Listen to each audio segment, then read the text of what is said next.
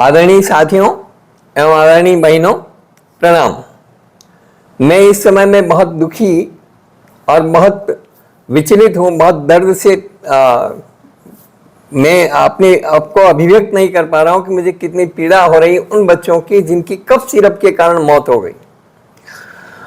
66 बच्चों की cough syrup के कारण अभी मौत हो गई। इससे पहले 16 बच्चे कफ सिरप के साइड इफेक्ट से बीमार हुए दिल्ली में और 3 बच्चों की उनमें मौत हो गई। WHO ने कल रात को यानी 5 अक्टूबर 2022 को भारत की मेडन फार्मास्यूटिकल्स को उनके 4 कफ सिरप और कोल्ड सिरप को लेकर के चेतावनी दी है। AFP के अनुसार WHO की यह चेतावनी गांबिया में हुए 66 बच्चों की मौत से जुड़ी हुई है जो कफ सिरप से मरे हैं और ये कफ सिरप हमारे देश में बना है। प्रयोगशाला में हुई जांच के दौरान इन सभी सैंपल्स में जरूरत से ज्यादा ही डाइथिलीन ग्लाइकॉल और एथिलीन ग्लाइकॉल की मात्रा पाई गई है। WHO ने अपने एक मेडिकल प्रोडक्ट रिपोर्ट में यह बात कही है। इससे पहले दिल्ली में भी कफ सिरप के साइड इफेक्ट से 16 बच्चे बीमार हो गए थे, उनमें से 3 बच्चों की मौत हो गई। कफ सिरप में नशा होता है जिससे बच्चा सो जाता है और उसे आराम मिलता है।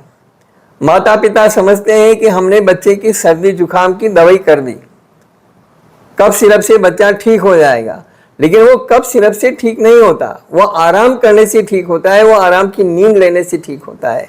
कफ सिरप स्वतः यदि उसका बच्चे का इम्यूनिटी पावर आपने अच्छा विकसित किया है, बच्चों का इम्यूनिटी अच्छा है, बच्चों के इम्यूनिटी पावर को डेवलप कर लेंगे तो कफ सिरप की जरूरत ही नहीं पड़ेगी। सर्दी जुकाम वगैरह ये सब ऑटोमेटिक जो है ठीक होने वाली बीमारियां हैं, स्वतः ठीक होने वाली बीमारियां हैं और मामूली घरेलू इलाज से ठीक होने वाली बीमारियां हैं।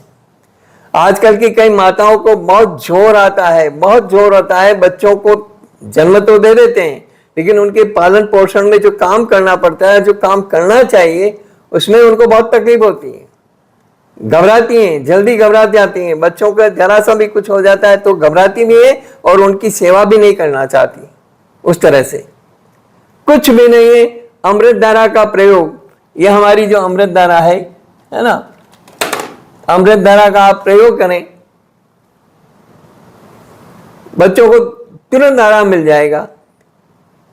अमृत धारा की स्टीम ले सकते हैं, बच्चों के आसपास के कपड़ों में लगा सकते हैं ताकि बच्चे को उसकी खुशबू जो है आती रहे और उसको सांस लेने में, ब्रीथिंग में प्रॉब्लम नहीं हो।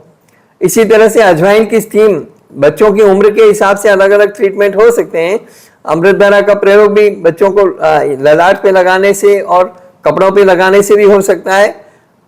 डिपेंड करता है कि बच्चा कितना बड़ा है, ठीक है। छोटा सा बच्चा है तो उसको उस हिसाब से ट्रीट करें, बड़ा बच्चा है तो उस हिसाब से ट्रीट करें। इसी तरह से अजवाइन की स्टीम दी जा सकती है, अमृत धारा की स्टीम दी जा सकती है। बड़ा बच्चा है तो गर्म पानी में काला नमक डाल करके और गरारे कराए जा सकते हैं। सरसों के तेल की मालिश की जा सकती है, बहुत सिंपल चीज है। सरसों के तेल की मालिश में क्या दिक्कत हो रही है? सरसों का तेल छाती पे लगाएं, पीठ पे लगाएं, बच्चों के पाँव के तलवों में लगाएं और थोड़ा सा हथेली पे ले करके और थोड़ा सा प्योर घानी का सरसों का तेल 50 बार मैं बता चुका हूं और कितने वीडियो में डाल चुका हूं इस सब के लिए कि सर्दी जुकाम, खांसी, कफ, बुखार वगैरह ये कैसे ठीक किए जा सकते हैं। मामूली घरेलू इलाज से सब कुछ ठीक होता है। लंबी खांसी भी है, सूखी खांसी भी है, वो भी ठीक होती है। गर्म पानी में सरसों के तेल की मालिश करें, नाक गले में लगाएं, अदरक का रस, शहद, काली मिर्च और काला नमक, 1 चम्मच अदरक का रस लें, हल्का सा गर्म करें, यदि हो सके तो, नहीं हो सके तो कोई बात नहीं, उसमें 1 चम्मच शहद मिला दें, थोड़ी सी काली मिर्च का पाउडर मिला दें, थोड़ा सा काला नमक मिला दें, चिमटी भर और उसको मिला करके और बच्चे को चटा दें रात को सोने से पहले। दिन में भी यदि बच्चा सोता है तो दिन में भी एक बार चटा दें, तुरंत राहत मिल जाएगी उससे। बच्चे को ओढ़ा करके सुलाएं, पंखे की हवा सीधी नहीं लगे, AC की हवा सीधी नहीं लगे। थोड़े से प्रिकॉशंस रखने से यदि बच्चे स्वस्थ रह सकते हैं, क्यों आप नशे वाले कफ सिरप उनको पिलाते हैं और क्यों ये खतरे मोल लेते हैं?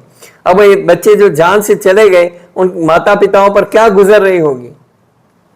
दवा कंपनियों का कुछ भी बिगड़ने वाला नहीं है।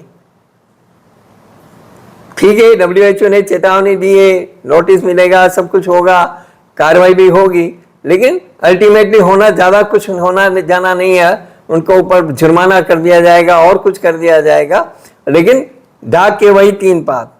तो इसलिए सावधान हमें ही रहना है।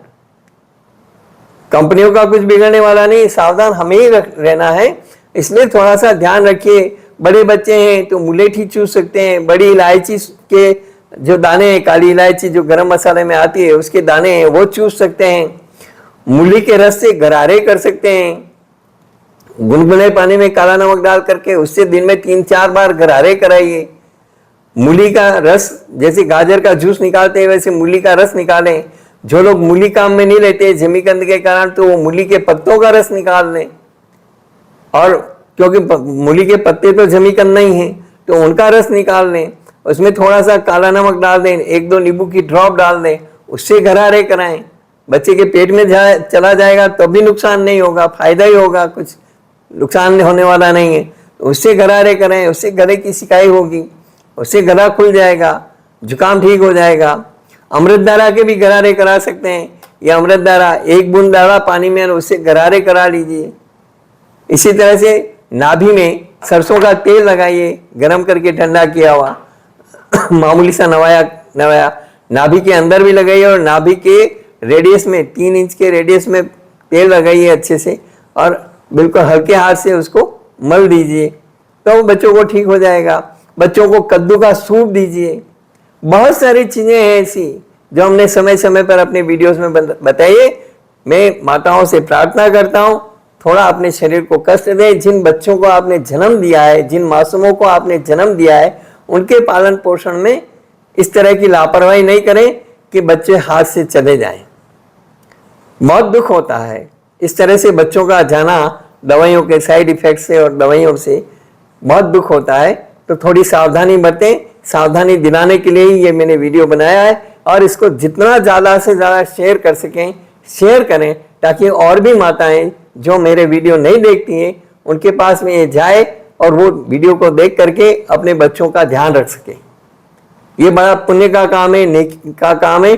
ज़्यादा से ज़्यादा शेयर करिए ताकि बच्चों को बचाया जा सके। मौसम अभी करवटें ले रहा है, शरद गर्म का मौसम है, शरद गर्म ऋतु है। बच्चों को पानी वानी बराबर पर्याप्त मात्रा में पिलाइए। एकदम बाहर खेल करके आए बच्चे और तुरंत पानी नहीं पी लें, तुरंत पंखे की हवा में या एसी की हवा में नहीं बैठ जाएं। थोड़ा सा सावधानी बरतने से बच्चों का जीवन बच सकता है। तो थोड़ा ध्यान दीजिए। इस वीडियो में इतना ही। बहुत बहुत धन्यवाद। उम्मीद करता हूँ आप इस वीडियो को ज़्यादा से ज़्यादा शेयर करके और बच्चों को बचाने में मदद करेंगे। धन्यवाद।